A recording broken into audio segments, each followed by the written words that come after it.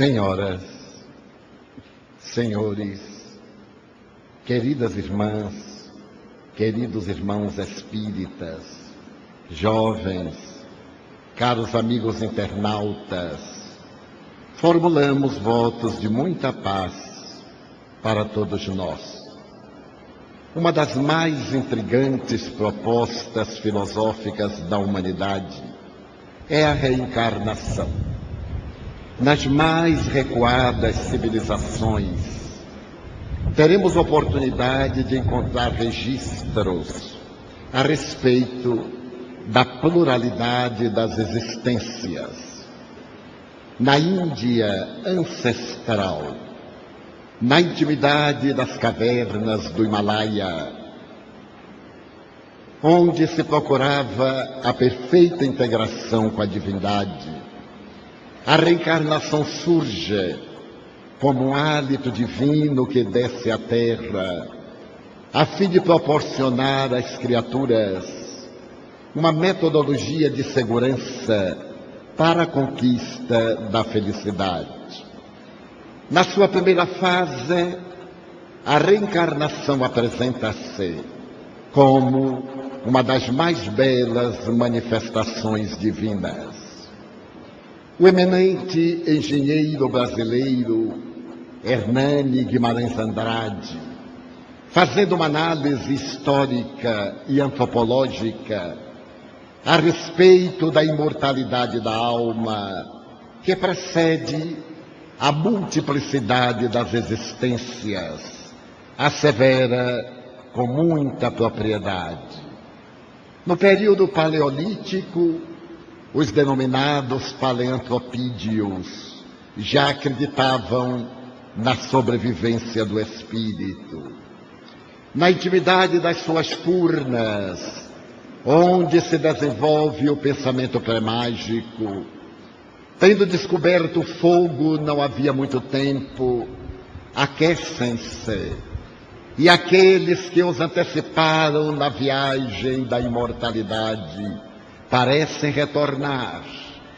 Os registros fósseis demonstram que no meio daquelas cinzas e troços de madeira carbonizada havia pedras, paus, nos quais estavam registradas feições humanas, grotescas é certo, mas que traduziam a presença dos seres que viajaram e ali eram colocadas pelos seus coetâneos para que se aquecessem naquele período hibernal, conforme acontecia durante a fase em que estavam no corpo somático.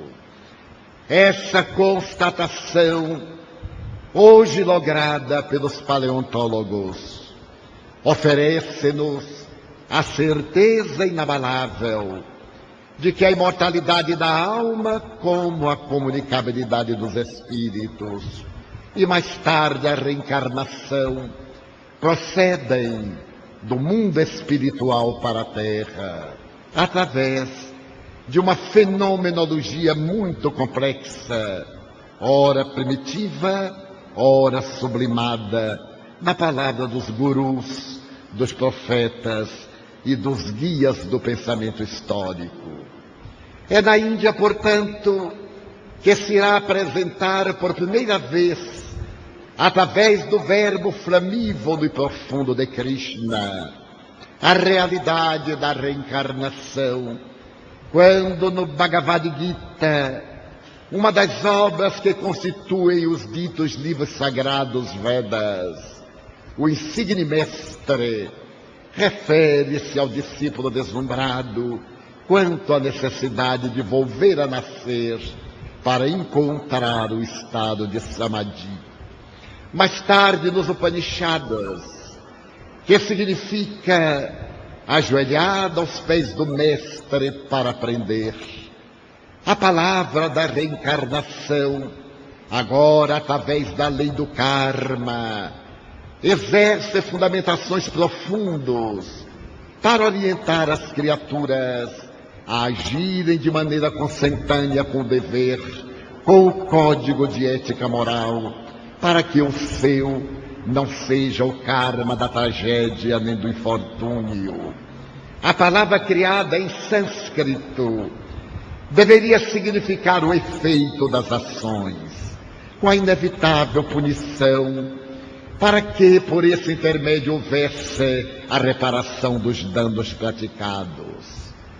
Essa palavra permanecerá por muitos séculos, alguns milênios, orientando o destino daqueles que acreditam nas vidas sucessivas, no retorno do princípio espiritual que busca oferecer a sabedoria que nele jaz, a presença de Deus adormecida no seu íntimo. As doutrinas do passado, também denominadas doutrinas dos mistérios, assim o eram porque apresentavam-se sob dois aspectos. Aquele aspecto esotérico, no qual havia uma linguagem própria, que se caracterizava pela sabedoria, pelo pensamento profundo que decifra as incógnitas, reservada aos iniciados, que mais tarde seriam sacerdotes, gurus, guias, e uma linguagem mais rasteira, mais compatível com a ignorância das massas. Era o significado exotérico, por cujo meio, invariavelmente, o pavor, as ameaças, significavam a melhor metodologia para fazer nos ignorantes a crença pelo temor, que ainda predomina de alguma forma em nossa cultura religiosa, em algumas doutrinas que procedem do cristianismo primitivo. Desse modo, a linguagem esotérica de Krishna, falando a respeito do Nirvana, daquele momento terminal em que a paz e a plenitude reinariam de maneira indefinível, depois que se atravessava o rio do esquecimento, era dirigida em especial aos que se dedicavam a conduzir as massas, a orientá-las. E aquela massa que Jesus chamará um dia de Ignara, assinalada pela ignorância, pela rebeldia, eram ministradas as lições compatíveis aos seus níveis de consciência. Naturalmente, da Índia partirá esse hálito que irá renovar e vitalizar as culturas não somente da Ásia, mas também da África do Norte, particularmente do Egito faraônico, quando, na intimidade dos seus santuários, homenageando-se a Osíris, ou a Ísis, aos deuses Amon, Ofat, referem-se àqueles sacerdotes que a necessidade da evolução é inadiável e ela dá-se etapa a etapa através dos renascimentos. Na intimidade daqueles santuários onde o filho espiritual de Termutes, a irmã do faraó, terá a oportunidade de desenvolver a sua paranormalidade, ele ouvirá e entenderá as lições profundas da imortalidade, a fim de que mais tarde, ao enfrentar o faraó para libertar o seu povo, Moisés esteja equipado dos recursos que deslumbrarão a ignorância das massas. Mas aquele poviléu, a massa ignorante, aos escravos, a doutrina dos mistérios no seu esoterismo reservava uma outra proposta de natureza punitiva. Os maus volverão também à terra e retomarão a forma animalesca, aquela de onde vieram e para a qual retornarão, a fim de aprenderem com o sofrimento e a humilhação o respeito às leis cósmicas. Era a proposta da metempsicose, o retorno a um corpo brutal, primário, com o estacionamento das conquistas intelecto-morais já conseguidas. É óbvio que essa doutrina da metempsicose não se alicerçava de maneira alguma nos conhecimentos das constatações na intimidade dos santuários. Era mais portadora de um apelo de terror do que propriamente de libertação de consciências. Por isso que não aceita, através do processo histórico da própria reencarnação, porque o espírito não retrograda, desde quando criado simples e ignorante, realiza as suas primeiras aquisições, a sua é uma marcha ascensional, fazendo que desabroche o Deus interno, que mais tarde estará na doutrina de Platão, através do grande eidos, o mundo das ideias, que jaz adormecido em nós, para podermos sintonizar com a fonte geradora de vida. A reencarnação no Egito faz parte do ensino aos iniciados, e será ela que irá iluminar o grande pensamento daqueles espíritos, alguns dos quais vieram de outra dimensão para poderem promover o progresso do planeta terrestre. Na sucessão dos acontecimentos, volta a Índia a esposar a reencarnação, quando um dos seus mais eminentes filhos, Mahariva, irá fundar o jainismo, procurando demonstrar que a reencarnação é o único processo pelo qual o ser se depura. Esse admirável Mahavira havia sido contemporâneo do príncipe Siddhartha Gautama, que, inebriado pela visão do paraíso, procura demonstrar que o sofrimento, que é a causa principal da existência humana no processo de depuração, deve ser naturalmente superado. Buda havia peregrinado pela vida da insensatez, quando muito jovem, nascendo numa família nababa e imperial. Seu pai desejou poupá-lo dos infortúnios e concedeu-lhe uma área ajardinada com um pomar excepcional e o palácio memorável onde a ilusão refugiava-se. As noites interminas de prazer, as caças durante o dia, a ociosidade na maioria das vezes e logo depois um casamento para que pudesse perpetuar aqueles que deveriam continuar a sua prole. E Siddhartha Gautama diverte-se com a ilusão. Maya é o licor que embriaga, mas que traz de volta a dura realidade. E um dia, depois de encontrar-se saturado de tanta insensatez, dominado pelo tédio, ele se pergunta afinal do que é a vida, que haverá além das fronteiras palacianas. O que ocorre do outro lado? Será que a vida se restringe a esse império que eu governo sem ter nenhuma necessidade de sacrifício ou de esforço? E um escravo que lhe era fiel, amigo desde os primórdios da juventude, propõe-se a levá-lo à realidade. Além dos portões, além das muralhas, estava a vida, mas não aquela vida de abundância, de luxúria, aquela vida de ociosidade. E traz-lhe um animal fascinante, que a tradição denomina como cantaque. Pede ao seu príncipe que o cavalgue e leva-o além das fronteiras limítrofes da sua vida inútil. E a primeira visão do jovem príncipe é de natureza constrangedora. A miséria que está estampada na face humana em forma do sofrimento que tem uma variedade imensa de expressões, E ele logo se apercebe daquelas criaturas que carregam o fardo de um corpo desorganizado, vencido pelos dias provectos, e pergunta: mas o que é isto?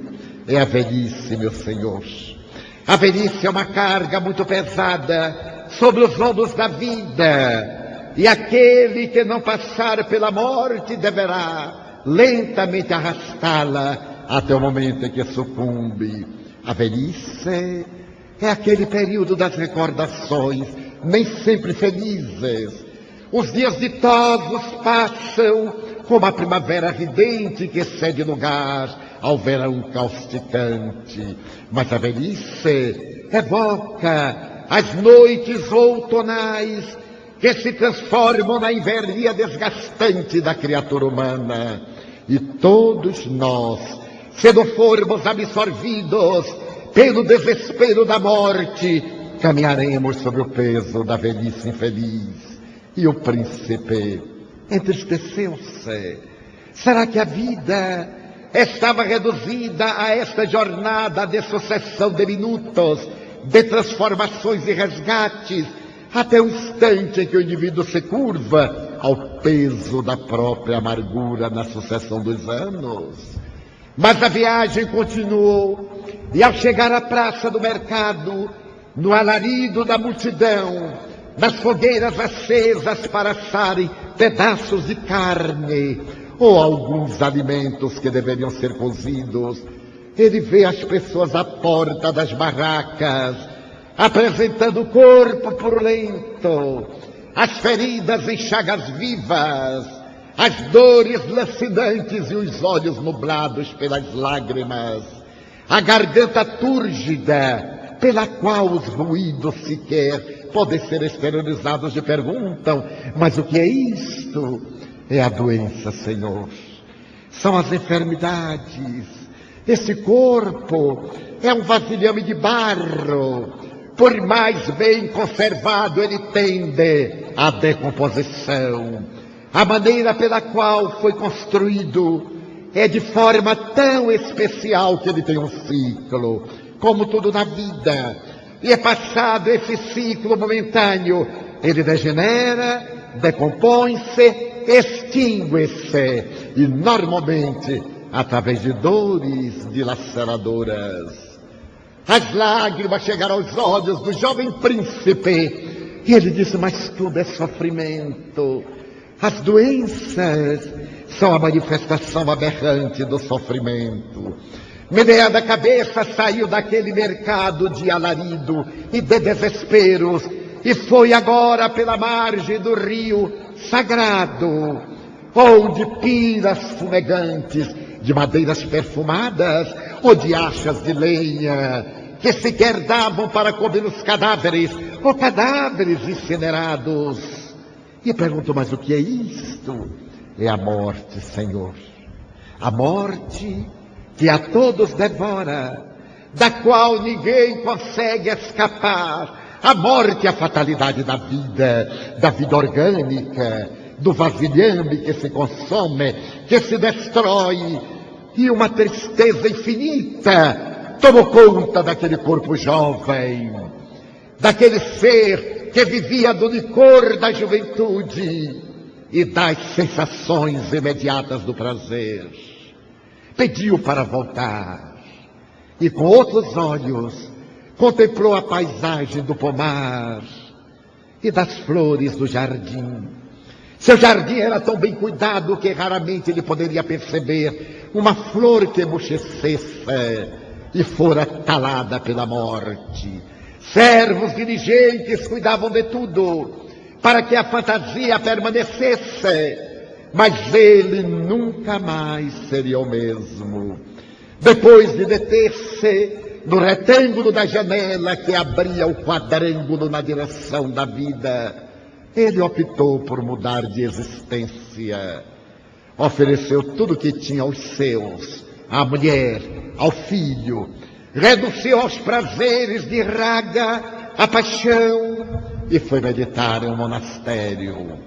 No acume de uma montanha, um monastério desafiava o tempo. o jovem príncipe tomou do seu albornoze de uma toga e ali renunciou a todos os prazeres, porque ele soube que a razão da desgraça humana era o desejo. Os desejos são a espada de Damocles que oscila sobre as nossas cabeças. Os desejos infrenes, aqueles desejos bastardos inferiores.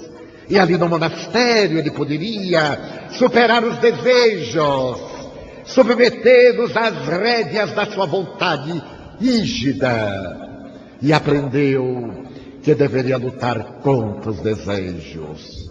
Os anos passaram-se, e quanto mais ele exercitava-se na postura de adversário dos desejos, mais os desejos atormentavam-no. Era como se ele empurrasse uma porta que estivesse protegida por uma mola. Na razão direta em que ele fazia a porta recuar, a mola impulsionava-o para a frente. Então ele percebeu que não seria contra os desejos que deveria lutar. A melhor maneira de colocar a porta no lugar que ele desejava era liberar a mola, fazendo que a reação desaparecesse. A ação iria cumprir a sua finalidade. Abandonou o monastério e com 5 companheiros saiu pelas estradas da Índia procurando a solução do sofrimento. Ao encontrar um rio, banhou-se nas suas águas lustrais. Ele desejava viver, era jovem, ainda não atingido os 40 anos, desejava superar-se a si mesmo. E os outros, que se acostumaram no ascetismo, embora os conflitos internos, supuseram que ele estava procurando prazer e abandonaram-no a sós, com a consciência. Ele prosseguiu até encontrar uma árvore bode, uma árvore da sabedoria, conforme na Índia é considerada uma figueira brava, e à sua sombra sentou-se em postura de lótus. Ele agora não iria reagir, mergulhou no mundo interior para encontrar-se, e ali então iluminou-se. Encontrou o Deus interno que em todos nós jaz. E percebeu que o caminho da felicidade é o caminho do meio, nem um extremo do abandono e da revolta, nem o outro do gozo e das licenças morais.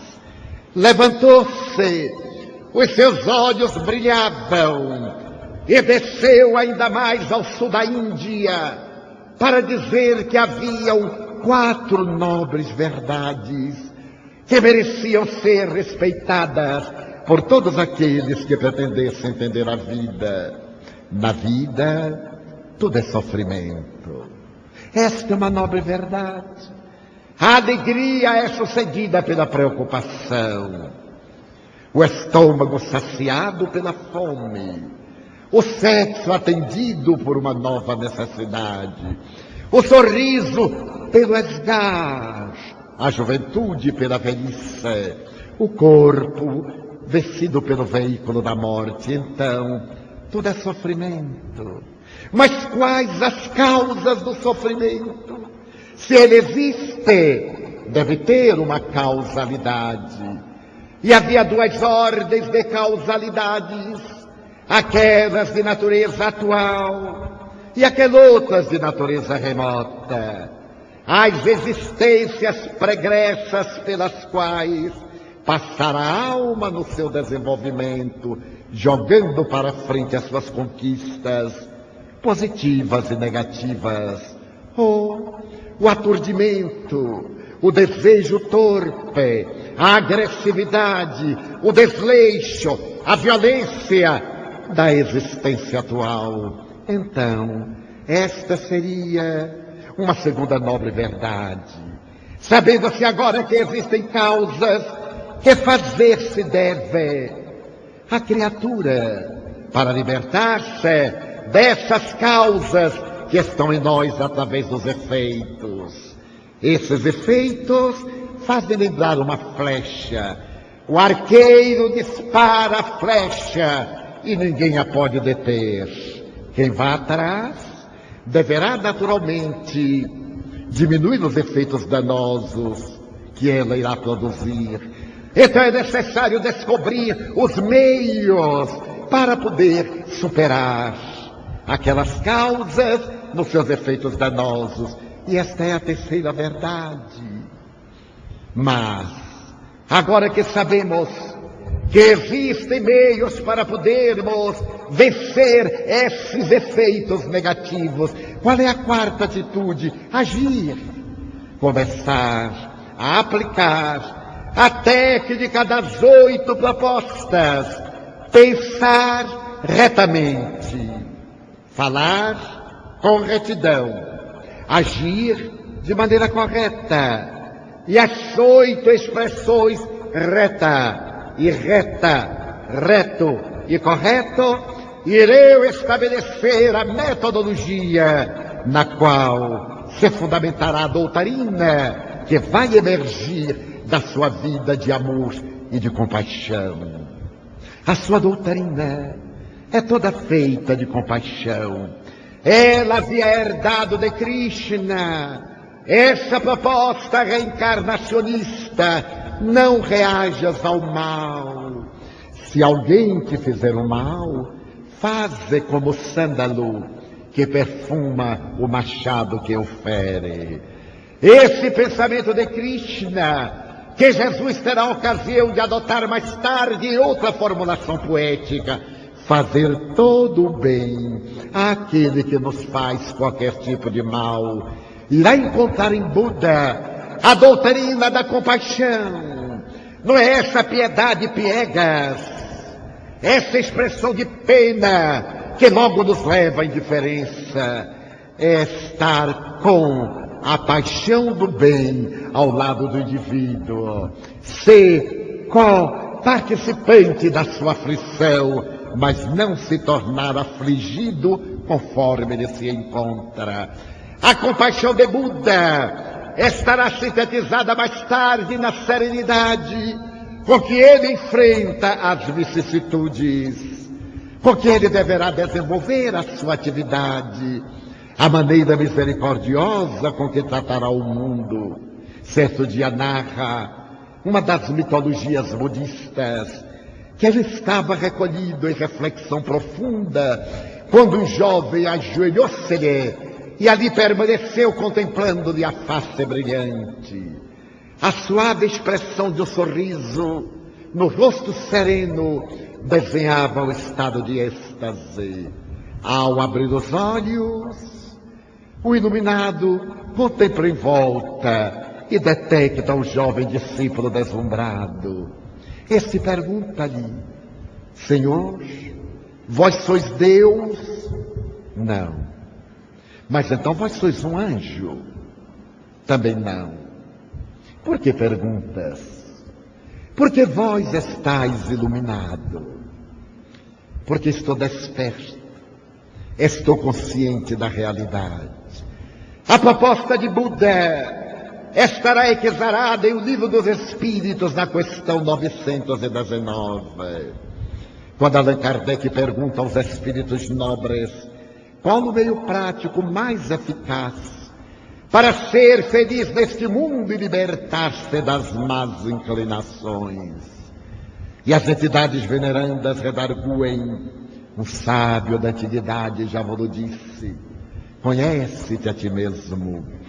Esse sábio, naturalmente, foi Sócrates, que afinal não é autor da frase. Segundo a história da filosofia, quando Sócrates visitou o santuário de Delfos para interrogar o deus Apolo, através da Sibila Opitonisa, em torno do destino da Grécia, quando chegou diante do templo monumental, no pórtico estava exarada a frase: Gnóte-se auton, conhece-te a ti mesmo. Era um desafio que vinha de gerações transatas, porque a preocupação da criatura tem sido de conquistar o mundo, de conhecer fora, deixando-se de identificar a sua realidade, de autoconhecer-se. E o eminente mestre de Platão, fascinado com esse gnose auton, ao retornar a Atenas, na sua proposta maiêutica, irá dizer aos seus discípulos que a felicidade está dentro. É necessidade viajar para dentro, imergir, para poder encontrar a sua realidade. Analisando essa resposta dos espíritos, Santo Agostinho elucida: fazei como eu quando estava na terra. Diariamente, ao deitar-me, fazia uma reflexão a respeito dos meus atos durante o dia. Quando me dava conta que me houvera equivocado, no dia imediato procurava reparar. E quando constatava que houvera agido com retidão e segurança, dava prosseguimento ao labor que vinha desenvolvendo. Esse autoconhecimento proposto por Buda irá naturalmente reaparecer ainda na Índia, em 1469, quando o jovem Sikh, de nome Nanak, sente um certo tédio pelo mundo. Seus pais preocupados. Nanak não se alimenta como os outros, mergulha nos solilóquios e perde-se. Levado ao médico da época, esse pergunta: de que buscas? A realidade. Mas o que é a realidade? É aquilo que está além dos nossos olhos. E os mais idosos meneiam a cabeça afirmativamente. Nanak estava procurando a verdade. E à medida em que ele vai desenvolvendo a sua percepção, ele estabelece como fundamento da verdade a ação do bem, cujos efeitos enflorescem a vida e dão pomos de ouro de sabedoria. Logo depois, o sikhismo toma conta de uma parte da Índia, uma parte da Ásia limítrofe da Europa, e espalha-se pela terra, levando o conhecimento das vidas sucessivas, conforme estabelecera mais de 1000 anos antes Hermes Trismegisto, no Egito, a quem se atribui haver elaborado o Livro dos Mortos. O Livro dos Mortos do Egito traz a tradição da alma, que não cessa de peregrinar, que veste uma indumentária e a abandona adiante, para depois revestir-se de novos valores, legando à posteridade, ao Tibete, as informações sublimes do livro tibetano dos mortos, baseado na reencarnação. Logo depois, Zoroastro, ou Zaratustra, por volta de 242 depois de Cristo, dobra-se diante do seu Deus, Manu, Manés, o Mani, o Deus da sabedoria, que mais tarde poderá ser traduzido como Emmanuel, o Senhor contigo, a verdade dentro de ti, estabelece a necessidade da transformação moral do indivíduo em cada etapa da sua existência. Embora a reencarnação não esteja como base do zoroastrismo, ela é um dos pilotis para que o indivíduo possa encontrar a sua plenitude, conforme se verificará mais tarde no maniqueísmo, que vem reformando a partir de então as leis e oferecendo ao indivíduo uma visão mesclada de cristianismo, de zoroastrismo, de tradições do Oriente, a que se dedica na primeira fase da sua vida o jovem Agostinho de Hipona. No maniqueísmo, ele procura encontrar licenças morais para poder atender a sede do desejo. Mas quando tem oportunidade de dialogar com Ambrósio em Milão e encontra Jesus, ele se perguntará, afligido, meu Deus, nas suas confissões, não será lícito crer que antes de eu ser como sou, estive no ventre de uma outra mulher? Repetia Agostinho.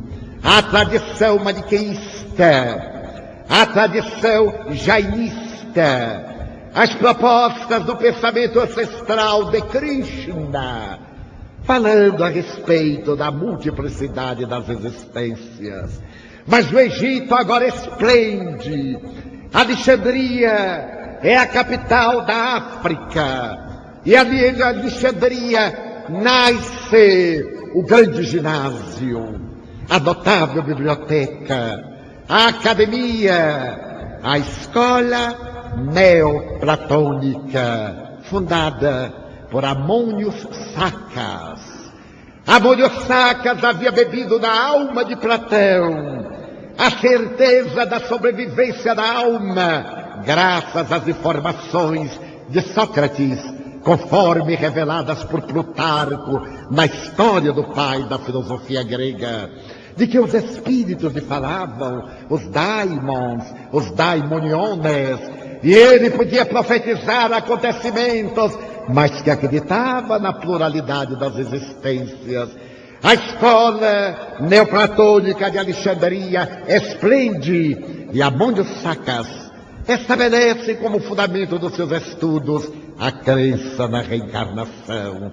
E a reencarnação enfloresce-se através de Plotino, mas de Jâmblico, de Orígenes, de Tertuliano, de São Clemente de Alexandria, São Gregório de Nice, que tem a ocasião de dizer: a alma imortal deve ser melhorada e pacificada se ela não foi numa existência terrestre anterior. E esse aperfeiçoamento se opera nas vidas futuras e subsequentes. A escola de Alexandria será um celeiro de onde sairão os pais da igreja cristã primitiva, que a filosofia teológica chama a doutrina da patrística, aquela da qual homens e mulheres irão procurar demonstrar que Jesus era reencarnacionista, que a sua doutrina estava exarada nas vidas sucessivas, a ponto de Orígenes dizer: é necessário de novo nascer tantas vezes para poder entrar no paraíso isento de culpas e de pecados. Mas é no cristianismo que a reencarnação floresce por duas razões. Primeira, por causa do judaísmo, que sempre foi na sua doutrina hermética, no célebre Zohar, na Cabala, uma doutrina eminentemente esotérica, que somente os rabis tinham direito a penetrar-lhes os conteúdos. E em Yiddish havia desde os primórdios a palavra Guilgun, nascer de novo em um outro corpo, mas que não era revelada aos exotéricos, à massa que não saberia administrar nem trabalhar essas informações, pensavam os antigos hebreus. Mas os pais da raça haviam explicitado a necessidade dos renascimentos para também explicar a servidão, várias vezes tombada sobre a casa de Israel. E muitas vezes nós vamos encontrar em Isaías, em Jeremias, as afirmações a respeito das existências pregressas. No futuro, muito no futuro, nós vamos encontrar Flávio Joséfos censurando os fariseus por não acreditarem na reencarnação, numa das suas obras mais belas, quando ele se refere às guerras judaicas. católicas, dizendo que o renascimento do espírito em outro corpo, o maior historiador do povo hebreu, é uma necessidade para poder encontrar o seio de Abraão e vivenciar a misericórdia divina. Muito depois, Scholem Nash, esse notável escritor hebreu que nos oferece Jesus de Nazaré, Maria, obras biográficas a respeito de Jesus e de sua mãe, censurando aqueles que não acreditam na reencarnação, tendo a oportunidade de dizer que os equívocos de uma vida são, noutra vida, resgatadas. Mas por que ele assim o diz? Porque no século XIII, da célebre rebelião que resultou da expulsão dos hebreus de toda parte da Europa, eles procuraram refúgio na cidade de Safed. E ali então, Isaac Luria preconiza a reencarnação para explicar tanto amargor, esse pão ázimo do testemunho, que é obrigado o servo da casa do Senhor a com ele nutrir-se. A reencarnação, então, no cristianismo tem a herança do Velho Testamento, mas tem a presença augusta de Jesus, que era reencarnacionista desde o monumental diálogo com o doutor da lei, Nicodemos, quando busca. O Evangelho de João, narrando-nos esse episódio maravilhoso, recebeu do Espírito Amélia Rodrigues, em uma página mediúnica, alguns retoques que em nada desfiguram o texto original, mas que parecem completar o diálogo que houve entre Jesus e aquele doutor da lei. Comenta o Espírito generoso que Jesus tornara-se famoso e esse doutor da lei ouvira falar a seu respeito, mas não teve coragem de o convidar, segundo Amélia Rodrigues, para que fosse à sua casa palaciana, porque é muito conhecido Jesus em Jerusalém. Se ele se adentrasse na casa de um rabino famoso, isso poderia causar escândalo. Por sua vez, o doutor da lei não desejou ir à casa em que ele estava hospedado, para não ser visto. E como é natural, em situações desta natureza, sempre surge um amigo, um intermediário. O encontro ter-se-ia dado, segundo Amélia Rodrigues, e não o texto bíblico, na casa de um amigo, que iria exercer a tarefa de coordenador do encontro. No lugar neutro, ambos poderiam estar e dialogar livremente. Porque ela assim pensa? Porque somente João é quem narra o episódio desse encontro. E como naturalmente uma resposta de Jesus é dada sem que a pergunta apareça no texto, ela deduz que enquanto os dois dialogavam na sala, o jovem discípulo ficou à porta, em uma postura de vigília, para impedir que alguém perturbasse aquele colóquio de profundidade. E naturalmente do seu posto de observação, ele ouviu o diálogo, por isso que somente ele o registrou. O texto evangélico diz: o doutor da lei acercou-se de Jesus e perguntou-lhe de inopino: eu sei que tu és de Deus, porque ninguém faz o que tu fazes se Deus não estiver com ele. E logo ele responde: em verdade te digo que é necessário nascer de novo para entrar no reino dos céus. O que Amélia Rodrigues calcula, deve ter havido a pergunta: que é necessário, pois, fazer-se para entrar no reino dos céus? E a resposta é taxativa: nascer de novo para poder entrar no reino dos céus. E o doutor da lei surpreende-se: como? Então será crível que um homem velho volte ao ventre de uma mulher para nascer de novo? E Jesus elucida: tu és doutor da lei e ignoras isto? Ele era o iniciado, Portanto, ele havia aprendido isso nas escolas de rabinismo. Como sendo ele o iniciado, ignorava uma realidade palpável, compadecido daquele homem de boa fé que dele se acerca. Jesus lhe diz: é necessário nascer da carne e do Espírito para entrar no reino dos céus. E prossegue: o que é nascido da carne é carne, o que é nascido do Espírito é Espírito. Não te perturbes, pois o vento sopra em qualquer direção, e tu não sabes de onde vem nem para onde vai. Assim é necessário nascer da água. O diálogo é rico, é fascinante. Mais tarde, dirá Allan Kardec, foi necessário que as ciências evoluíssem para que se pudesse melhor entender as palavras de Jesus. À época, não se tinha o menor conhecimento de biologia, de embriogenia, de embriologia. Mais tarde, com o avanço das ciências biológicas, é óbvio que nascer da carne é originar-se da fusão do espermatozoide com o óvulo na trompa de Falópio. 2 gotitas de água, uma das quais gelatinosa. O óvulo, ao receber o espermatozoide que ele perde a cauda, de imediato cerra-se.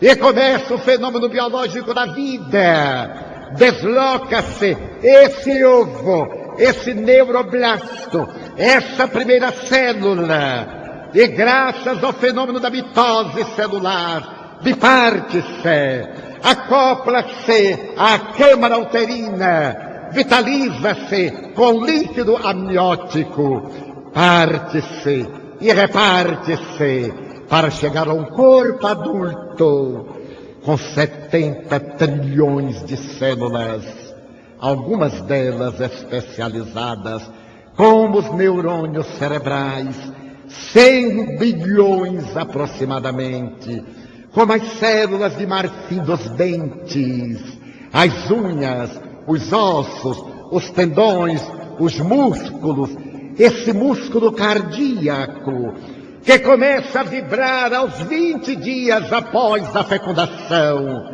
E no momento em que para, a vida física deixa de funcionar. A mais notável bomba que a criatura humana jamais pôde contemplar. E que pulsa, numa idade de 70 anos, 4 bilhões de vezes, sem nenhuma interrupção, nascida da água. É necessário nascer da água e do Espírito. Em cada renascimento, a persona é outra. Eu não sou Divaldo. Eu estou Divaldo.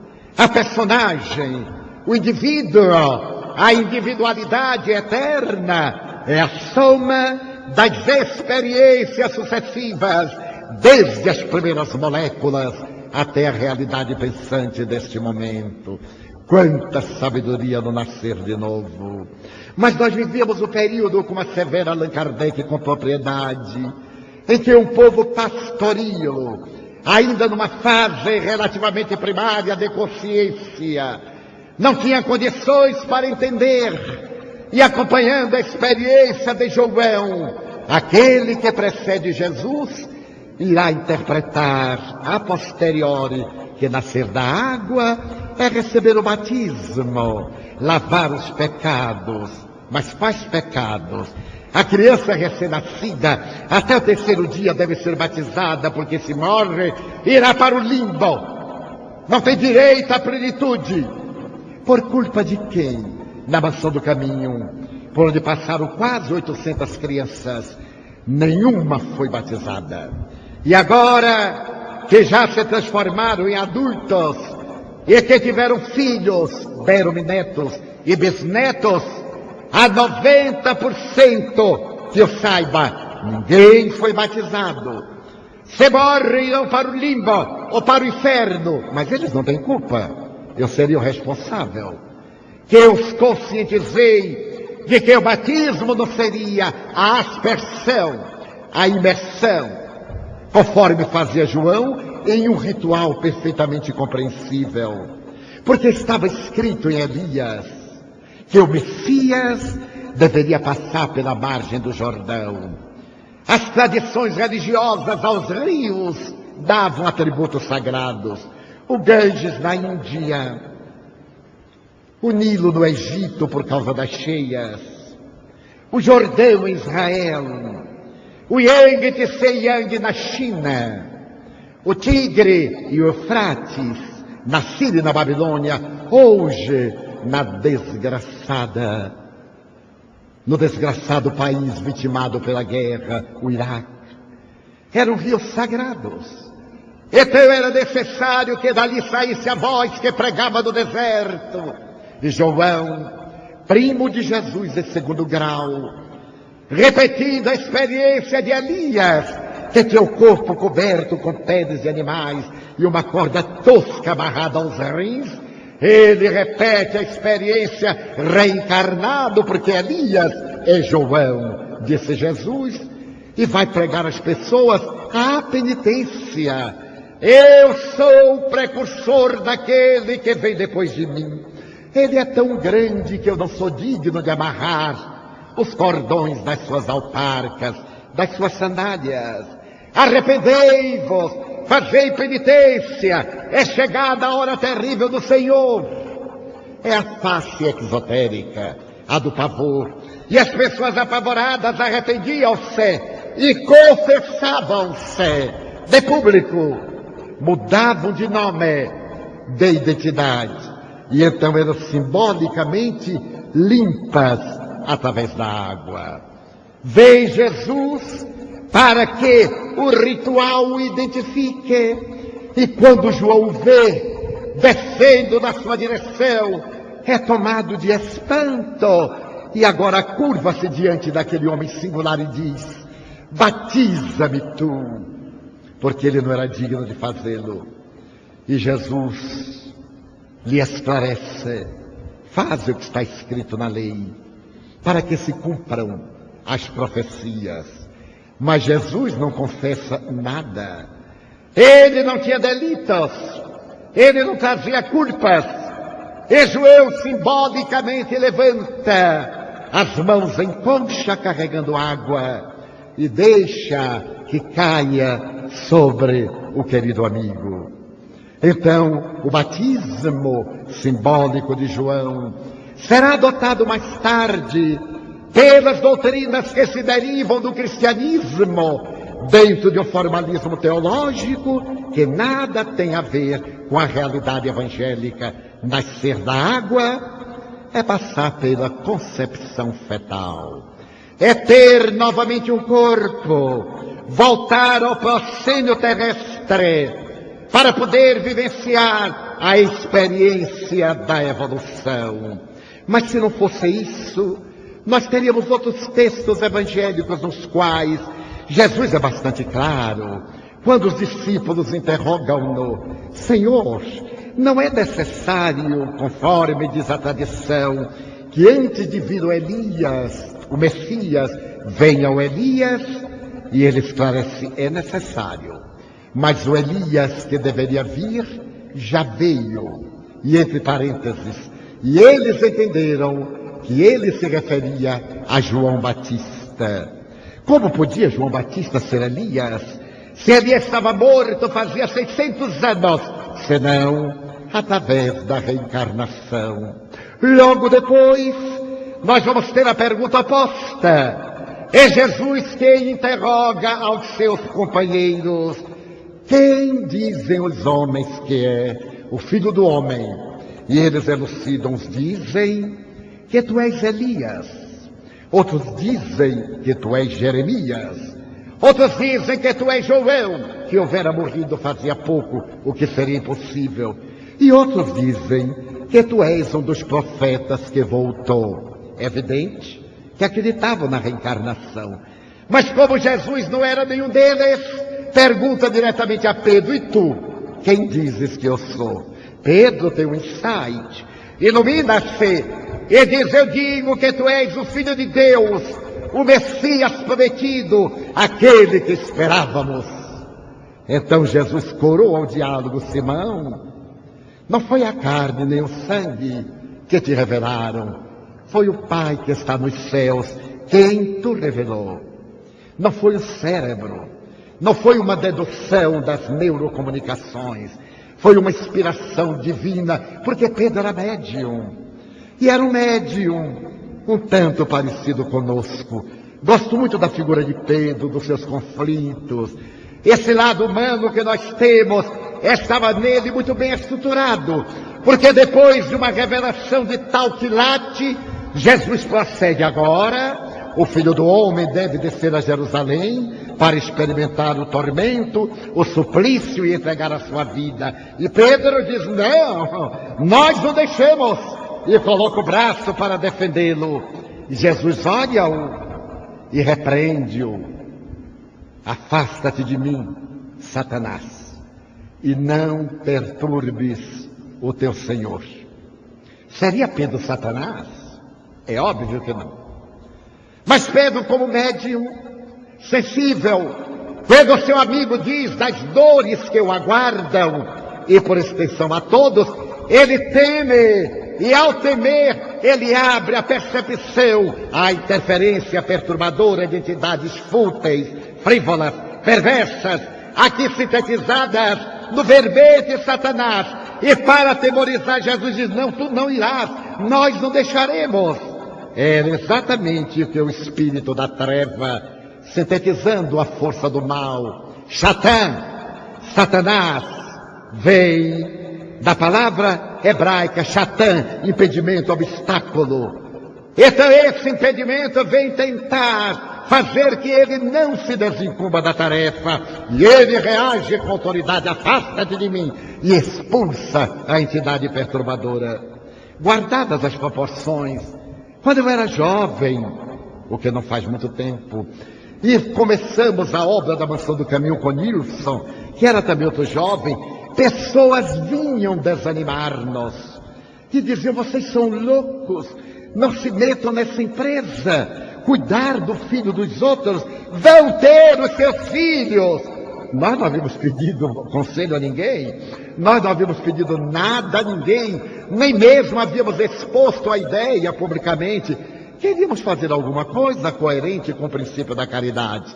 E a melhor maneira que nós achávamos era a educação, uma caridade de profundidade, que pudesse repercutir através da sucessão dos anos. E as pessoas vinham e nos desacatavam. Alguns chegavam à grosseria de dizer: devem ter conflitos sexuais, é uma fuga. Naquele tempo não se chamava fuga, são os covardes. E a gente ficava aturdido. Eram satanases, Satãs, que estavam querendo criar embaraços. Nós não demos a menor importância. E quando nos diziam: vocês vão ver o pagamento que eles vão dar, nós ficávamos mais surpresos, porque não estávamos negociando nada. Nós não estávamos plantando para colher, nós não estávamos investindo senão a nossa vida. E nunca nos preocupamos com qualquer pagamento. Procuramos fazer o que nos cumpria fazer e lamentamos se o não fizemos conforme deveríamos. Então Jesus nos dá uma lição belíssima. E aí ele demonstra na mediunidade de Pedro a sua fragilidade, conforme mais tarde dirá: antes que o galo cante, 3 vezes me terás negado. Porque ele sabia da tibieza moral de Pedro, como da nossa fragilidade. E porque nos ama, ele não nos reprocha, ele nos adverte. Então o cristianismo é uma doutrina, toda ela estruturada na reencarnação. Depois que ele parte, para nos não alongarmos, no cristianismo, a escola neoplatônica de Alexandria vai enfraquecer a humanidade com esses homens e mulheres reencarnacionistas. Até aproximadamente 553. O Império Romano já estava dividido. O Império Romano do Oriente, que tinha por capital Constantinopla, a velha Bizâncio, e o Império Romano do Ocidente, que tinha por capital Roma. governava a cristandade católica. O Papa Virgílio, no ano de 547, o imperador Justiniano, casado com uma das mulheres mais fascinantes da época, em Constantinopla, Teodora, solicita ao Papa que o segundo concílio de Roma seja celebrado em Constantinopla. O Papa discorda. Roma era a capital do catolicismo. Justiniano ameaça. Ele era o senhor das legiões. O seu poder saía do Oriente e ameaçava o Ocidente. O Papa, de caráter débil, teme e cede. E é marcado para 553, o segundo concílio de Constantinopla. Teodora, a imperatriz, havia conquistado esse homem singular, que foi protetor das artes, da ciência, da religião. Ela o havia conquistado. Uma beleza incomum, dizem as suas biografias, e uma astúcia que somente as mulheres têm, no bom sentido da palavra. E então, ela se torna imperatriz e passa praticamente a governar o Império Romano do Oriente, com a sua sagacidade, a interferir nos negócios do Estado e nos negócios da religião, porque a religião também negociava muito, e ainda hoje. Dessa forma, as suas amigas de bordel, entusiasmadas pela glória de uma concidadã, começam a dizer que ser meretriz é uma profissão honorável. Afinal, uma delas era a imperatriz. E Teodora, dominada pela fúria e amargurada pela sua vida anterior na própria existência, manda matá-las a todas. A história registra entre 500 e 550, um número bastante modesto para os padrões modernos. E elas, naturalmente, perdendo a vida por esse crime de serem damas da noite, produzem uma reação na sociedade que agora dispara contra Teodora as acusações mais cruéis. E ela vai reencarnar. Ela se reencarnará 500 vezes para pagar o crime hediondo. É claro que a reencarnação não é assim.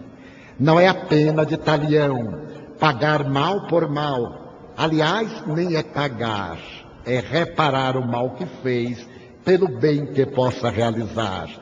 Mas a tradição da massa, como dissemos, a massa exotérica, somente entende pelo pavor e somente está satisfeita quando há temor e vingança.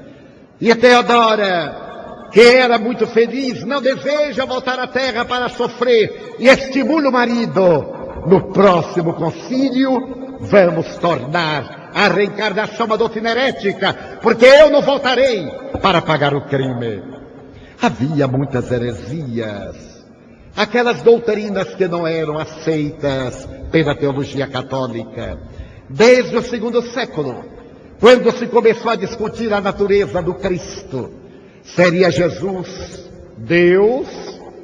Seria Jesus parecendo um homem? Seria Jesus um homem? Seria o filho menor do que o pai? E surgiram correntes, ário, o docetismo, que Jesus era de uma constituição molecular, evanescente, não era um corpo carnal. Os docetas, através de Ário, lutaram para impor a ideia, e Antanásio dizia que não, era um corpo físico semelhante ao nosso. Estabeleceram-se lutas, até que um dos grandes cristãos primitivos, que vivia na meditação do deserto de Pispir, foi levado a um desses encontros religiosos e, na sua ingenuidade, disse: "Jesu Cristo Dei". Então Jesus era Deus. E aí vai nascer o suporte da futura Santíssima Trindade. Quando ele poderia dizer que parecia com Deus, mas não era Deus. Era filho de Deus, como Jesus sempre o declarou. Então havia outras doutrinas curiosas. As almas são criadas e vivem no estado de paraíso e saturam-se com aquela vida monótona no céu. Quem é que aguenta ficar contemplando Deus eternamente e as harpas paraguaias tocando guaranias? Não há quem aguente. E aquelas almas teciam revelado o anjo caído. E então foram expulsas para encarnarem na terra como punição. Era uma forma doutrinária também de renascimento, porque já haviam nascido e agora tomavam o corpo físico. Essas doutrinas tumultuavam-se e eram consideradas heréticas, marginais. Nesse concílio, que começa em 553, e o Papa recusou-se a ir, mas foi obrigado, já o dissemos que era pusilânime, foi obrigado pelas armas. Discutem-se as doutrinas de Orígenes. Orígenes havia publicado uma obra extraordinária, até hoje, quando examinada, a doutrina dos princípios. Ele fazia um estudo profundo da origem do universo, da terra, da vida, e também advogava essas almas saturadas da plenitude. Mas nesse ínterim, 47 e 53, morreu Teodora, em 48. E o imperador, diz uma das suas mais belas biografias, entrou em nostalgia profunda. A palavra que se usava na época, mais tarde substituída por depressão. Entrou no surto depressivo profundo e nunca mais saiu do palácio. O concílio segundo de Constantinopla foi nesse estado de vida. E a primeira proposta a ser votada foi a doutrina de Orígenes, para poder vedar-se a reencarnação. Os debates foram acirrados, presididos pelo imperador com as armas nas mãos. E o debate terminou com a vitória da heresia sobre as doutrinas de Orígenes, por 3 votos a 2. É bem provável que o voto de Minerva haja sido estimulado pelo imperador. A partir dali, a reencarnação foi colocada à margem. E no ano seguinte, 554, antes de voltar a Roma, o que acontece em 555, o Papa homologa as decisões do concílio e a reencarnação é considerada doutrina herética. Ainda diz a história das religiões em língua inglesa que o próprio Justiniano decretou a matança dos reencarnacionistas e a ele se atribui o homicídio de mais de 1 milhão de pessoas que eram reencarnacionistas. Mas apesar de toda essa trágica façanha, não existe uma teologia contrária à reencarnação, exceto a resolução desse concílio arbitrário, comandado por um homem apaixonado e depressivo. A reencarnação continuou a superar as circunstâncias e vai renascer posteriormente no movimento da Ordem Rosa Cruz, no século XVII. Essa doutrina irá trazer o pensamento antigo de Krishna, a proposta de Jesus, a grande sabedoria. Vai aparecer o sufismo, remo do islamismo. É uma doutrina mística, oferecendo essa visão fantástica das vidas sucessivas, graças a Nanak. E lentamente nós vamos ter a oportunidade de ver, por volta de 1875, a notável Helena Petrovna Blavatsky, o coronel Olcott, criando a teosofia, cuja base essencial é a reencarnação. E logo depois, a doutora Anne Besant, a autora da doutrina secreta, fundamentando na rosa mística e branca da sua proposta iluminativa a reencarnação.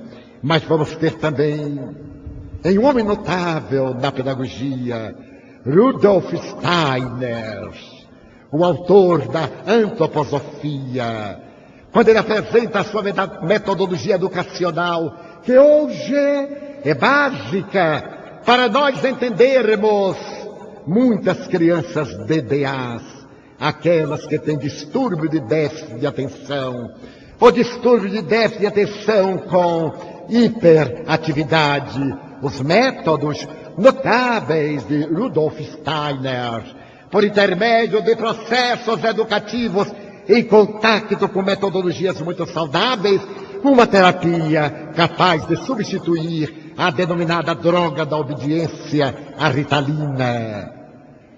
Assessorado mais tarde pela notável mãe dos jardins de infância, Maria Montessori, em 1900, criando em Roma a sua Casa dei Bambini, por Froebel, criando jardins de infância e dizendo que o cérebro não é uma folha de papel em branco.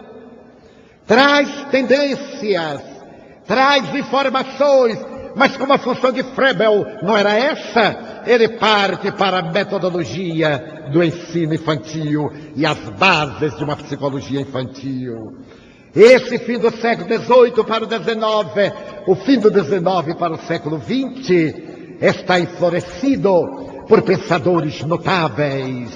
Agora, graças aos avanços da ciência, surge, a 18 de abril de 1857, o Livro dos Espíritos, que tem por pedra angular, para explicar a divina justiça, a reencarnação, reunindo o pensamento de Cristo na lei de amor, a compaixão de Buda, no sentimento do dever, que estarão exaradas essas doutrinas desde o Código de Hammurabi, passando pela lei de Italião, pela lei das 12 tábuas romanas, pelas leis de toda a história, no mais notável Código Penal da vida futura, conforme o céu e o inferno, no capítulo 7º, e especialmente neste detalhe, quando Allan Kardec nos ensina que todos erramos. Errar é um fenômeno natural. Até poderíamos dizer que é uma metodologia da aprendizagem, a técnica do erro, a técnica do acerto. E, naturalmente, depois que o nosso erro traz compromissos danosos, deveremos passar por 3 fases que se completam uma à outra. Primeiro, o arrependimento. Quando a consciência nos fala do equívoco que nos permitimos, advém o arrependimento numa pessoa lúcida, em alguém que está saindo da razão e penetrando na lógica. O arrependimento, no entanto, não basta. O que permitiu fosse cunhado o provérbio: arrependimento não paga a dívida. Mas logo depois do arrependimento, o indivíduo que reconhece o equívoco e o mal que praticou, a expiação, o sofrimento. O sofrimento faz parte do processo psicoterapêutico. É necessário que o indivíduo expunja, que ele faça catarse, que se liberte da culpa, que ele vença o pecado. E ao fazê-lo, ele parte para a reparação. Todo bem que faz, anula o mal que fez. Se alguém prejudicou, ele o dignifica. Se a sociedade perturbou, ele a engrandece pela sua transformação moral. Então, poderíamos dizer, numa linguagem psicoterapêutica, se alguém te ofendeu, desculpa, perdoa. Se tu ofendeste alguém, pede-lhe desculpas, pede-lhe perdão. Se o outro não aceita, deixa com ele, porque esse já não é mais o teu problema. O teu problema é reconhecer o erro, experimentar a expiação e procurar a reparação. Pedir a oportunidade de reparar através de uma desculpa. Aceita-me como teu amigo outra vez e eu irei reparar o mal que te fiz. Essa doutrina é de uma lógica que fascina, porque ela é racional. A mais B é igual a B. Por mais que se deseje enxertar-lhe apêndices, não tem no seu corpo doutrinário nenhuma possibilidade de aceitação, porque ela traz um conteúdo harmônico tão perfeito que nada mais lhe pode ser acrescentado. No entanto, pode-se-lhe desdobrar os conteúdos ad infinitum, porque ela é a doutrina da sabedoria universal. E abrange, como disse Allan Kardec, os vários ramos do conhecimento, a psicologia, a antropologia, a química, a física, as doutrinas que procuram oferecer à vida um significado e dar ao indivíduo um sentido profundo. Veio o Espiritismo e, através do método científico da observação, Allan Kardec demonstra no laboratório da experiência viva a lei dos renascimentos. E a melhor maneira de trabalhar-se o sofrimento não é lutar contra o sofrimento, porque isso é impossível. O sofrimento material, o desgaste orgânico é inexorável. Os dramas emocionais, as reminiscências, os conflitos existenciais fazem parte do bojo evolutivo. Os transtornos psicóticos profundos como consequências de gravames mais sérios. Então não podemos lutar contra esses sofrimentos, mas podemos administrá-los através do conhecimento, através do amor. Há aproximadamente 15 dias, eu me encontrava na cidade americana de Baltimore para realizar um seminário com um homem notável. Ele se encarregava de uma parte do seminário, eu encarregava-me de outra. O Dr. Raymond Moody Jr., que nos anos 70 publicou uma obra revolucionária best-seller, que naquela época vendeu 14 milhões de exemplares em 40 línguas. O Dr. Raymond Moody Jr. realizou experiências de quase morte e conseguiu construir na sua casa um laboratório para tentar perceber o que é que sobrevive à disjunção molecular. Se é o cérebro que produz a consciência ou se é a consciência que vitaliza o cérebro. Em 1996, em New York, participamos ambos de um seminário no qual ele apresentou a sua tese, mas o meu tema era sobre a comunicação dos espíritos.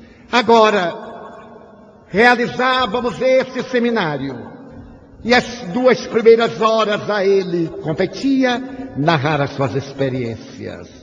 Ele já houvera declarado à revista Vanguarda de Barcelona que não aceitava ainda a imortalidade da alma e que não concluíra pela sobrevivência do espírito, o que causou um grande espanto na época, por volta de 1998. Porque logo se tomaram as teses do Dr. Moody Jr. e se começou a dizer que ele era quase espiritista, esse entusiasmo dos precipitados, que ele havia constatado a imortalidade da alma, que ele havia conseguido isto e aquilo, e alguns parapsicólogos, nas suas palavras, magoaram-no profundamente, e a mídia, ele acusava como sendo responsável de colocar no seu texto conclusões a que ele não chegara. Eu estava expectante para poder acompanhar a sua narrativa, e graças a um amigo intérprete, ele apresentou a mesma tese de antes.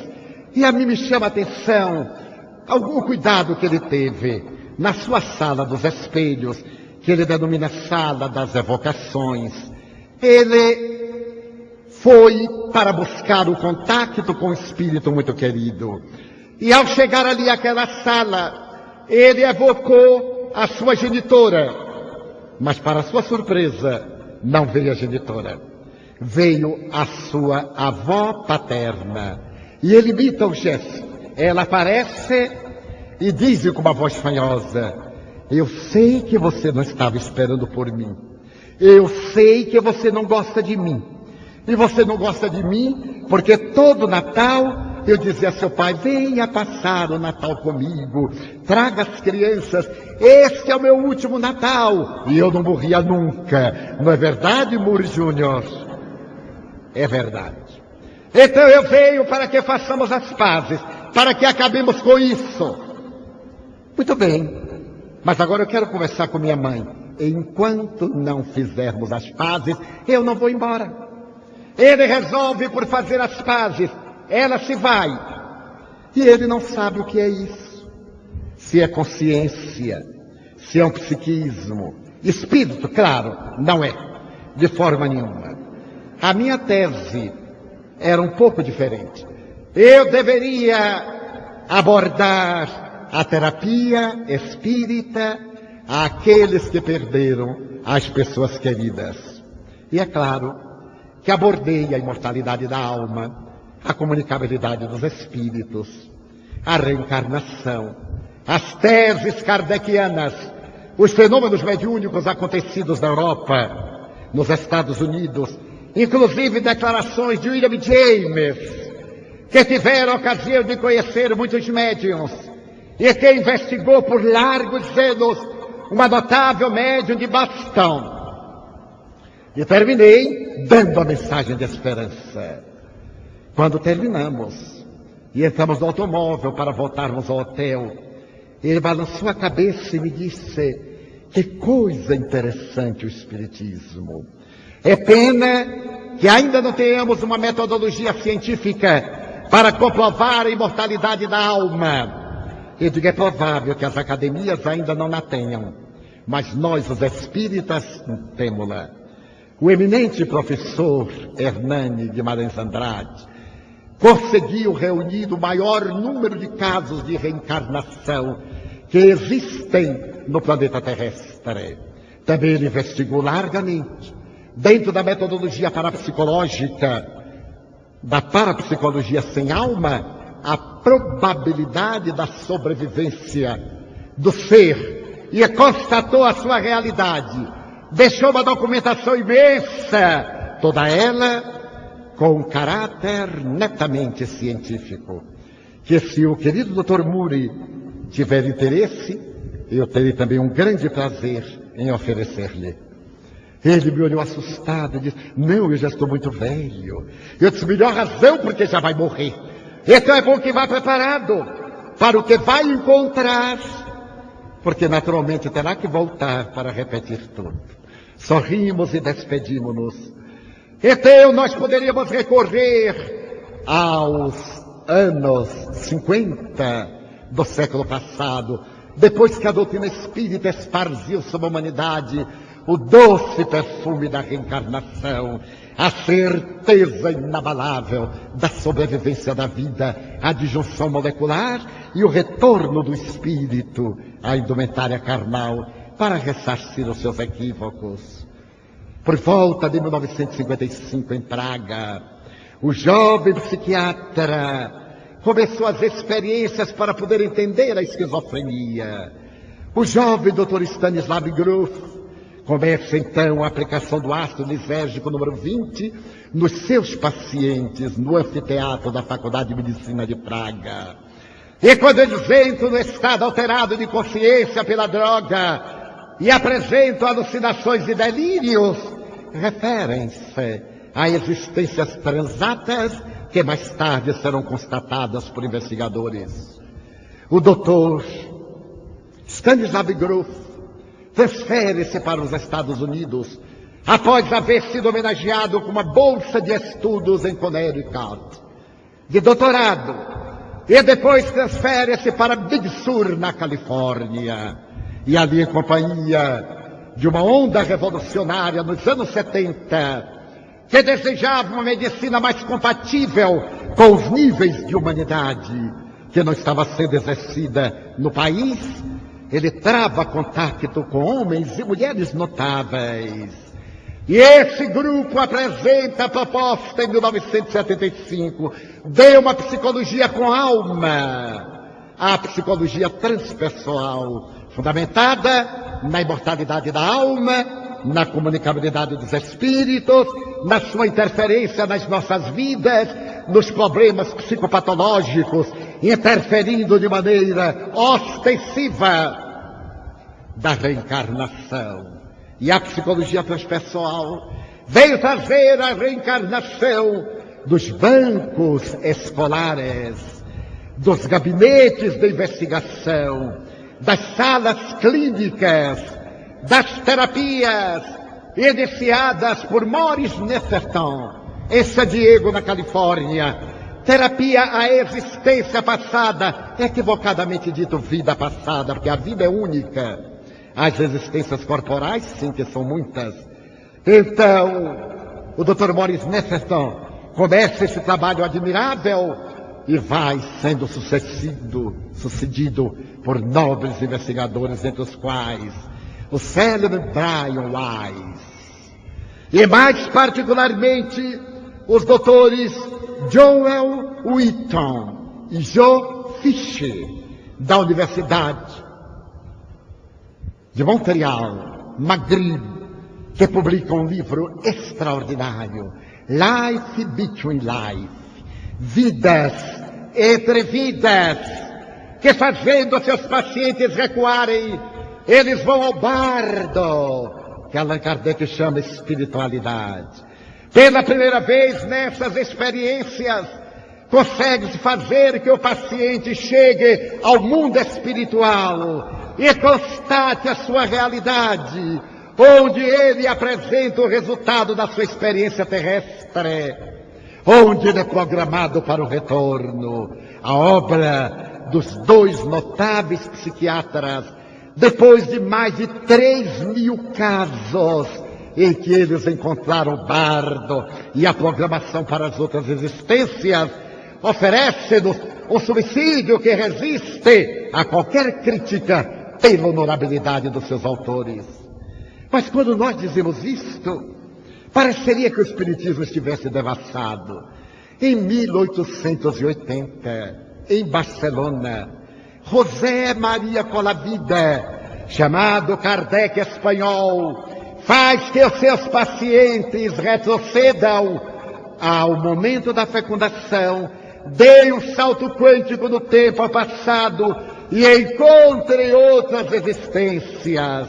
As experiências de Colavida, no século XIX, são confirmadas por Bouvier, Marata, Tartaruga e, particularmente, pelo diretor de um grande núcleo de ciência em Paris. Esse homem escreverá mais tarde o seu célebre Vidas Sucessivas.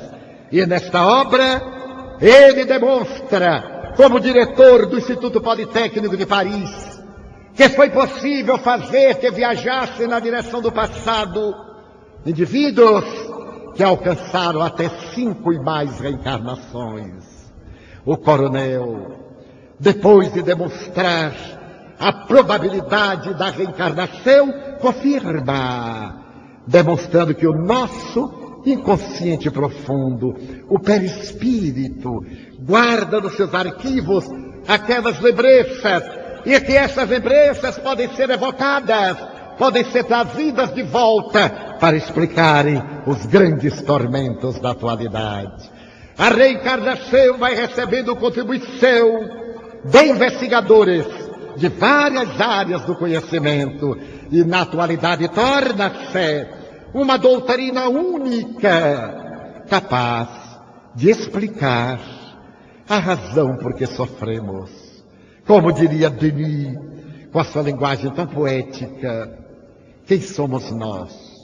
De onde viemos? Para onde vamos? Por que sofremos? Qual o indivíduo de mínimo conhecimento e lucidez racional não se haja perguntado qual a razão da dor? Porque uns são tão felizes, enquanto outros tão desventurados. Porque uns experimentam tanta ventura e outros somente as amarguras. Porque 2 gêmeos univitelinos da mesma célula, um pode tornar-se esteta e o outro bandido. A carga genética é a mesma, porque um se torna sábio e bom e o outro perverso e arbitrário. Mas se o indivíduo tem uma consciência religiosa, por que Deus nos fez tão diferentes? Porque a uns ofereceu tanto e a outros tão pouco. Então nós veremos que só a justiça da reencarnação que nos vai oferecer uma metodologia para o logro da felicidade. Amar, amor-terapia, fazer todo o bem. Se está sofrendo, tem os elementos que Buda nos deu antes de Kardec, que Jesus confirmou e que Kardec iluminou. Faça o bem, pense retamente, fale com retidão, haja com correção. Tenha uma vida ilibada. Se não a conseguir, tente-a. Se malograr, repita. E se ainda não conseguir, volte a reiniciar. Certa feita, nas minhas experiências trôpegas de estudante da doutrina espírita, eu fiz algo de que me arrependi amargamente. Não deveria ter feito, uma reação que eu tive. Eu me acostumara a calar, não por covardia, mas para poder submeter-me a uma disciplina de pacificação. Eu me acostumara a não me defender, porque para defender-se o indivíduo tem que acusar e vai gerar situações mais lamentáveis. Depois eu não tinha tempo para tanta conversa fiada. Mas certo dia parece que eu não estava muito bem, não é justificativa, errei. E eu reagi com toda firmeza e devolvi com uma grande nobreza, mal por mal. Tudo que disseram de mim eu devolvi tranquilamente, com perversidade, com o grande prazer de estar vingando-me. E no auge do desforço, a irmã Consciência dizia: tu vais te arrepender. Eu digo: arrependo, mas eu digo. E disse. E mal acabei, transpirei e já estava arrependido. E comecei arrependimento e fiz a culpa. Não ofendi a ninguém, apenas devolvi. Me deram o cesto de lama. A lama saiu pelo cesto, eu devolvi, ficamos ambos sujos, tal.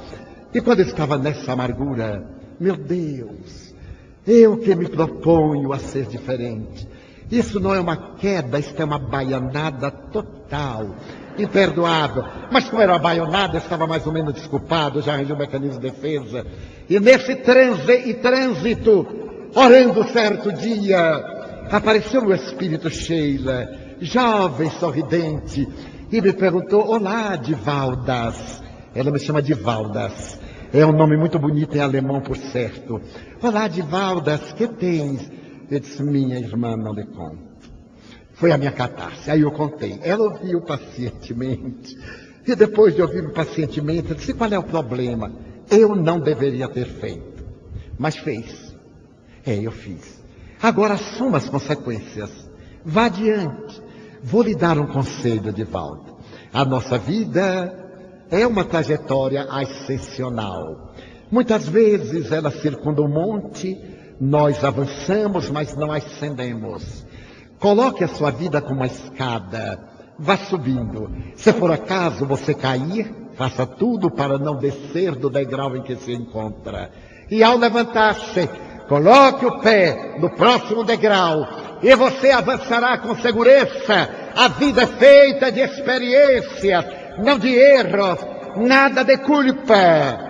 Mais tarde, Joana de Ângeles escreveria pelas minhas mãos: vai chegar o dia em que os dicionaristas retirarão dos livros duas palavras: culpa e pecado.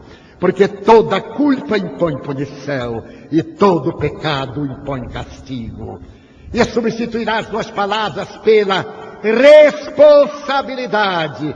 Eu sou responsável pelo que fiz, então eu tenho as consequências e deverei canalizar a minha vida de modo que assuma esses efeitos, reabilitando-me. A partir daquele dia, eu levantei-me e pus o pé trêmulo no próximo degrau. E daí por diante, continuei subindo e não me permiti o luxo nunca mais, provocado, como todos os somos, anatematizado, ou até incompreendido e perseguido, sorrir, porque eu sei que a vida escreve no livro da nossa consciência e avancei. Certo dia eu contei isso a Chico Xavier, aquele homem da bonomia. Ele disse, mas que coisa, como é que te dá cada uma dessa? É a nossa fragilidade, é o barro orgânico. Ele me ouviu e disse, eu não te conto, Divaldo. Certa feita, meu filho, eu estive tão doente, tão mal. Sentei-me na porta do quintal da casa de Luzia, a irmã dele. O fundo da sua dava com o fundo da casa de Luzia. Eu sentei-me, eram 18 horas. Eu estava com problema pulmonar, eu estava debilitado, com dificuldades financeiras, e então uma dispneia muito grande, eu calculei que ia morrer. Já fiquei sentado, porque se morresse, não ia bater a cabeça no chão para morrer de novo. Eu já fiquei ali sentado, quando veio Emmanuel. Ele acercou-se e perguntou-me, qual é o problema, Chico Xavier? Ah, meu irmão, eu estou morrendo. Eu gostaria de perguntar se o senhor me pode receber quando eu chegar aí. Não posso. Estou muito ocupado. Tenho o que fazer. Morra em paz. Esse foi. Eu fiquei pior. Porque você imagina, Emmanuel não me receber. Eu fiquei pior. Comecei a chorar. Aí chega Sheila. O que há, Chico? Chorando. Ah, minha irmã. E narrou. Eu estou tão mal. A hora da morte. Apelei para o benfeitor e ele disse que não me pode receber porque tem muito o que fazer. Sheilinha, se eu morrer agora, você me recebe? Não posso, Chico. Estou comprometida com Emmanuel e tenho que fazer o trabalho. Até logo, e se foi. Eu fiquei mais pior. Se é que se pode piorar mais. E nisso vem doutor Bezerra, suave. Oh, meu filho, qual é o problema? Eu aí não contei mais. Eu só fiz dizer, doutor Bezerra, será que o senhor tem algum remédio para esta besta? Doutor Bezerra disse, olha, Chico, eu não fui veterinário, mas vamos ver o que é que eu posso fazer. E deu-me o remédio. Então aí é que eu tive dimensão da minha pequenez, da minha fragilidade. Então vamos nos abraçar. Os fracassados se abraçam para ver se ajudam. Eu me havia esquecido naquele momento da reencarnação, que nos leva ao proscênio onde nos comprometemos, para nos reabilitarmos, não para nos castigarmos. Para concluir, eu gostaria de narrar uma experiência que tive faz aproximadamente 16 anos, quando fui à Índia com um grupo de brasileiros, tendo na pauta a oportunidade de conhecer o grande paranormal Swami Satya Sai Baba. Na oportunidade, nós fomos para uma cidade do sul da Índia e como ele atendia em Budapest, que é onde ele tem o seu ashram, a sua morada, soubemos que ele estaria em Whitefield, é uma comunidade, aquele Campo Branco, perto da cidade que nos hospedávamos. Para podermos atingir o local, eram 30 quilômetros de onde nós estávamos, o grupo alugou 5 automóveis. E no primeiro dia, muito cedo, porque às 8 horas ele fazia a caminhada, olhava as pessoas, atendia este ou aquele. Nós fomos, e eu fui num carro com Nilson e mais 2 amigos. Quando chegamos ao local, havia centenas de automóveis. Nós estávamos de táxi. E um menino saiu da multidão e começou a assinar para o chofer, dizendo que tinha um lugar reservado. O chofer foi e o meninozinho levou. Nós combinamos com o chofer a hora que deveríamos estar de volta. Olhamos para o menino, sem maior interesse, era um menino de rua. Fomos ao ashram, assistimos à solenidade. E quando nós saímos, que eu vi a multidão, mais de 5.000 pessoas, eu disse, meu Deus, nós vamos encontrar esse táxi nem na outra encarnação.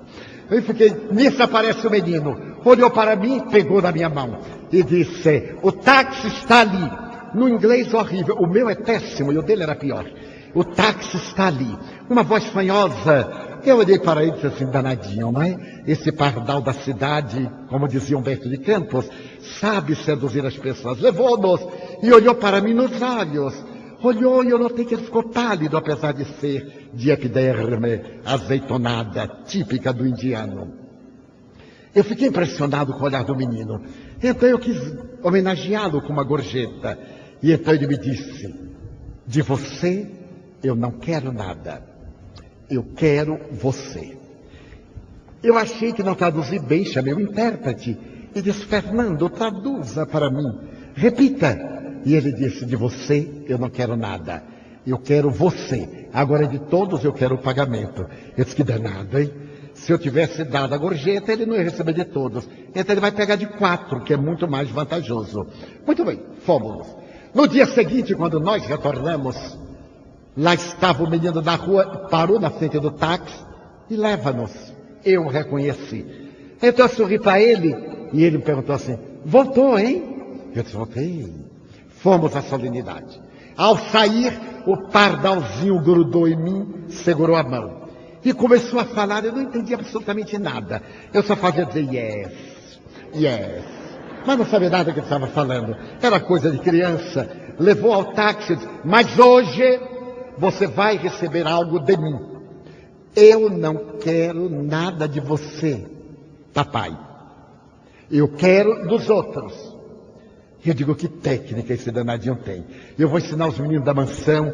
Todo mundo que chega lá, ele pega na mão, papi. E aí eu estou com o problema resolvido. Bom, retornamos. No terceiro dia, casualmente ou fatalidade, encontramos o guri que parecia esperar. Levou-nos, já pegou a minha mão e me trouxe até a porta do Ashram. E agora, acompanhado pelo intérprete, ele disse assim, eu vou ficar muito triste quando você for embora.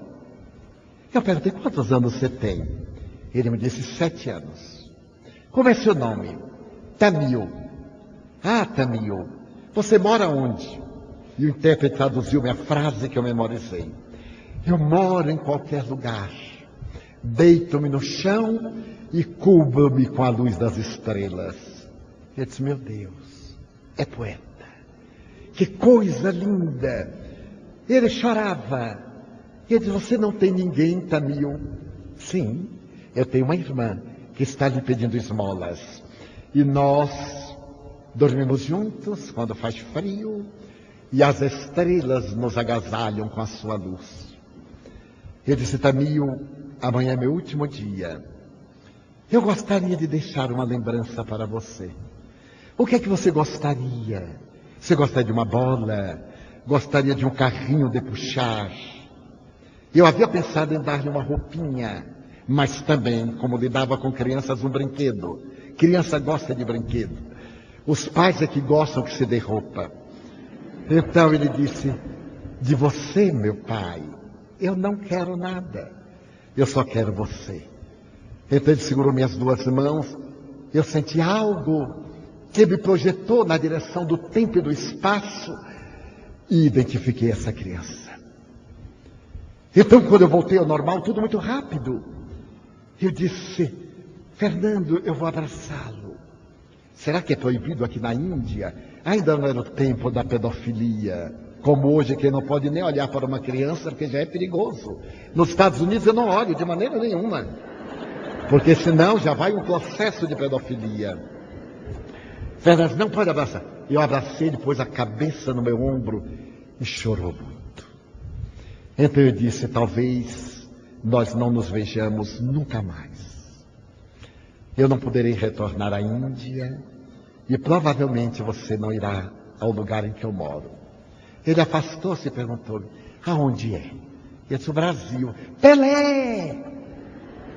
Valia mais do que todas as embaixadas brasileiras. Pelé! Eu disse, Pelé.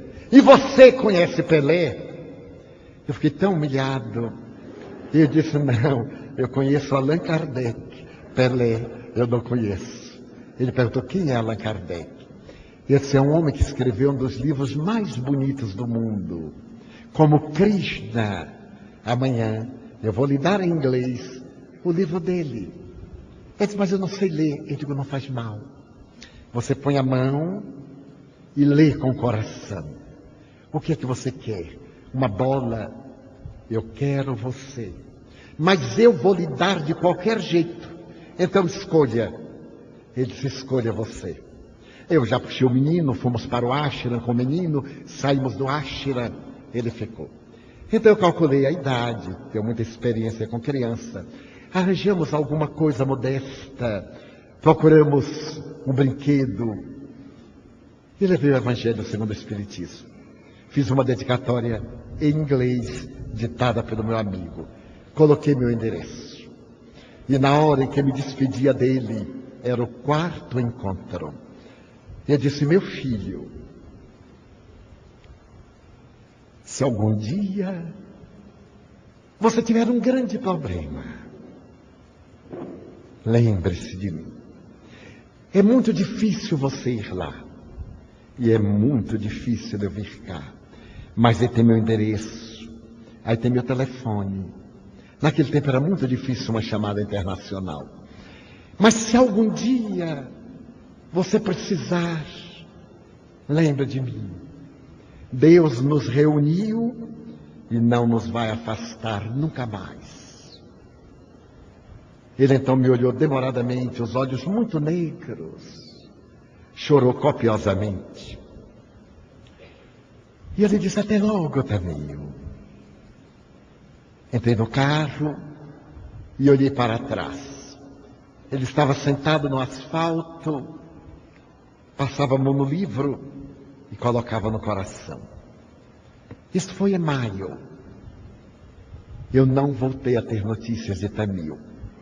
Em dezembro, eu recebo uma chamada internacional a pagar. Esse detalhe é muito importante, porque naquela época era muito caro. E então eu perguntei: mas eu preciso saber quem é que está chamando. É uma senhora, a senhora Gupta, em nome de Tamio. Eu corri ao telefone. Chamei o meu filho, que fala muito bem inglês, pedi que ele ficasse numa extensão. E então, com a voz esganiçada, o meu filho espiritual começou a dizer coisas que eu não entendia nada. E uma voz pausada disse: um momento. Tomou o telefone e começou a me dizer: Mr. Franco, faz 3 meses eu saía das minhas atividades de professora e, passando por uma rua, encontrei sentado no passeio um menino que abraçava um livro e que se balançava. Eu então perguntei: que tem este livro? Não sei. E o que é que você faz com ele junto ao coração? Meu coração está lendo. E você sabe ler? Não sei. Havia tanta dor neste menino que eu levei para minha casa. Eu sou viúva. Então eu perguntei: quer morar comigo? Mas eu tenho uma irmã. Você traz a sua irmã. Uma semana depois, Tamio e Ananda estavam morando comigo. E eu me impus a tarefa de os alfabetizar. Nós, hinduístas, não celebramos o Natal, mas sabemos que os cristãos celebram. E ele me pediu que desejava falar com o pai que mora no Brasil. Então, eu quero que o senhor saiba que Tamio será um homem de bem. Eu vou deixar o meu endereço com o senhor. Eu encontrei o seu no livro que o senhor lhe deu. E quero contar-lhe que diariamente eu coloco as minhas crianças da escola sentadas no chão, sento-me em um toro de madeira e leio aquele livro para eles. E o livro é tão enriquecedor que eu gostaria de perguntar-lhe se existe um outro livro desse gênero que eu pudesse ler para os meus alunos.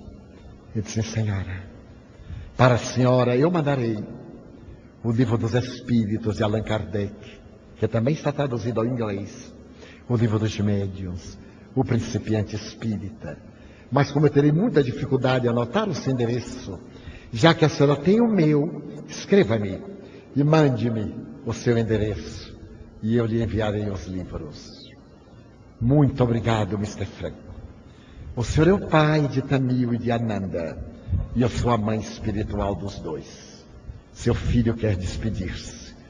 E ele então gritava no dialeto que eu não conseguia entender.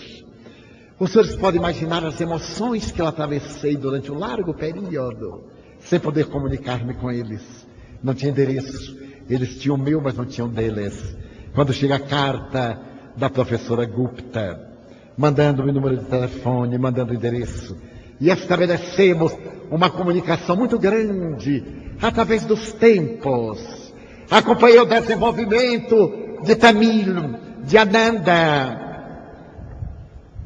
E no ano passado, estando em Londres, tive a gratíssima surpresa de reencontrar, depois de 15 anos, Tamil e Ananda, que estão estudando na Universidade de Londres, graças ao trabalho notável desta mulher humanista e humanitarista.